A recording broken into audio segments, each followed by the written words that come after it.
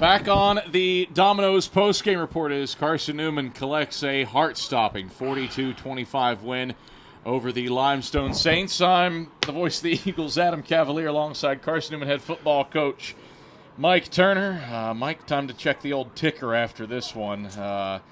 Credit Limestone. A lot of fight out of that Saints club. Fell behind 24-0.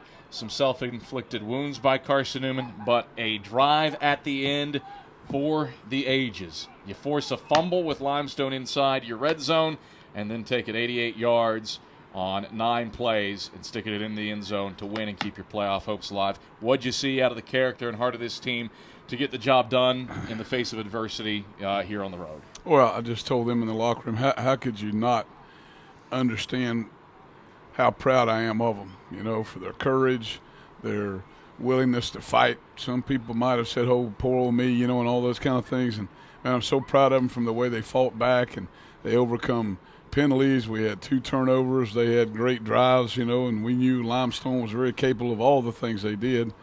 And, we're sitting there at 24-0, and, we gave them a couple things and put them back in the game. But for our kids to fight like that, not give up, clock running down, worried about timeouts, decision-making, those kind of things, very, very proud of them. Very easily could have been dead to rights. Limestone scores, gets a 2-point conversion to take a 35-34 lead, and then Pooch kicks it. And tough spot for Zach Talley to make a play. Right. Falls in and out of his hands. Limestone recovers, but your defense bows up. We're not sure who dislodged it. We think it might have been DeMarcus Jones, but Bernard Scott recovers a fumble. What happened on that play to set your offense up to have a chance? Well, all day long those kids have been breaking tackles, making plays. And I think, you wrapped up and they're trying to fight for extra yardage just like a running back does. I think the kid got off balance and somebody, hit the arm, hit the football themselves and bounced it out. But, man, am I grateful that happened. So was this football team. And, the story still continues, okay?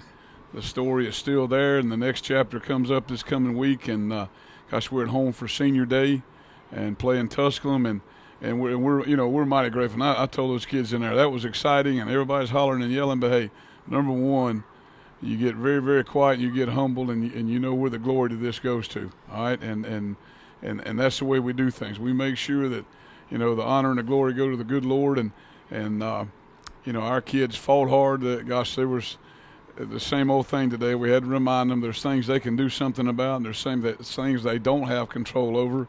And calls being made against them, those kind of things, you got no control over that. What you got to do is control and have your emotions and have your composure. And there was times today we didn't do that, and we got to go back and get back together and make sure we understand that, because hopefully we're in this thing for the long road. We could spend an entire Mike Turner show talking about the final drive. 3:16, you get the football back. You've got 88 yards to go. Move it a little bit on the ground game, but then turn to the air. 50 yards from Tyler Thackerson to Romaine Kelly. Break down that play. Well, we had he and Braxton on an up route, and both of them were getting press man, and both of them all day long, coach, throw the up, throw the up, throw the up. So, hey, we were going to throw it, and gosh, Tyler made a great throw, but Romaine, man, what a very talented kid he is, and Braxton and JJ and Devon and all those kids that come in there, and Corey Waters, and we're so fortunate to have them as part of our football team. Fortunate to have a stellar freshman running back, too, in Troy Dindy. Going to have to really dive deep into the record book, but he has, I believe, what is the first 200-yard rushing performance by a freshman in school history. On 23 carries, 1 touchdown. What'd you see out of a guy playing in his home state tonight? Well, it was great for him because he's close to home. But gosh, it's great for our kids. Our kids ran the football hard. We had a fumble there on the option play. We just need to make sure we secure the ball better. We threw a pick there. We may have flushed out of the pocket a little bit early on that one and got off balance and threw the ball.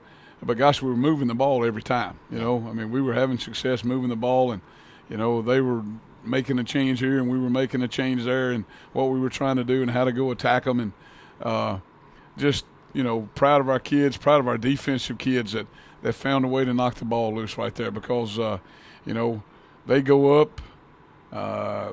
we don't get the kickoff return, which could have been the tragic ending right there, and our kids made a play and then come back and, we got it to the goal line. We had a penalty.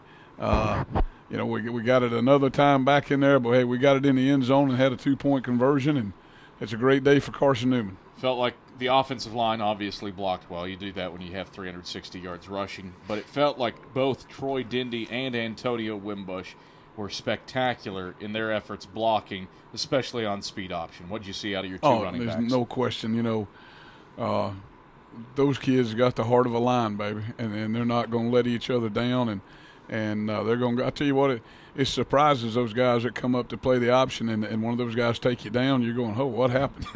And so those guys do a great job of complimenting each other.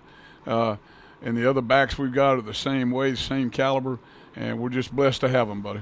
Had some adversity before this game even started. Had to suspend Derek Evans due to a violation of team rules, but your team responds to that. What did you see out of that as a whole, especially Tyler Thackerson under center? Well, Tyler's – gosh, he and Derek shared times at different times last year during the season, and I think everybody out there had plenty of confidence in him, and I was just proud of the way our football team – we talked to them last night and this morning. There's a difference between playing like a brother and playing like a brotherhood. A brotherhood is unbeatable, all right? And we talked to them this morning before we got on the bus, man. Don't be a football team, be a brotherhood. You're just not going to let each other down. You refuse to let adversity break you, and, wow, did they back that up today. Again, this was a weird one. You jump out to the 24-0 lead. Obviously, part of Limestone's comeback came from back-to-back possessions where you had a pick and a lost fumble. What was the ultimate difference that pushed them back into the lead, especially in the third quarter? Well, I think that, we did have the turnover, and I think they did score pretty quick. I mean, 2 or 3 snaps, and I think that's momentum. Maybe if they had to drive it, that may not have happened. There may not have been a swing like it was for that reason. And, you want to make them gain everything, earn everything they got and make them go 1, 2, 3, and then 1, 2, 3, and that type of thing. And I think, we had the 2 turnovers. I think we let them in the end zone a couple times too quick and gave them a lift. And, we had a good session there at halftime. We came out and made some things happen. But it was a dogfight, and we told them it was going to be a dogfight. There's no question about that those cats got players out there at Limestone on both sides of the ball. And, they played their heart out today, and I'm just proud of our kids. And, we live to fight another day, buddy.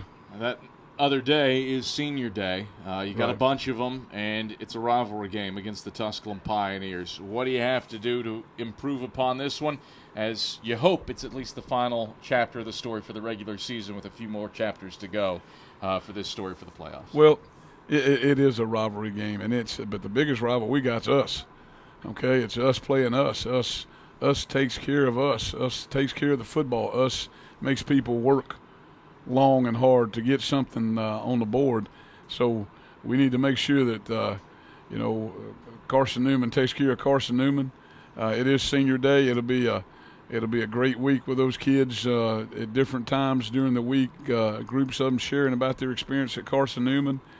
And, man, I love those kids and been around those kids that are going to graduate all the years that they've been here, and very proud of them. And I want our other kids to say, hey, this is a group that's going to leave us that story, that legacy, all right? And that's worth fighting for.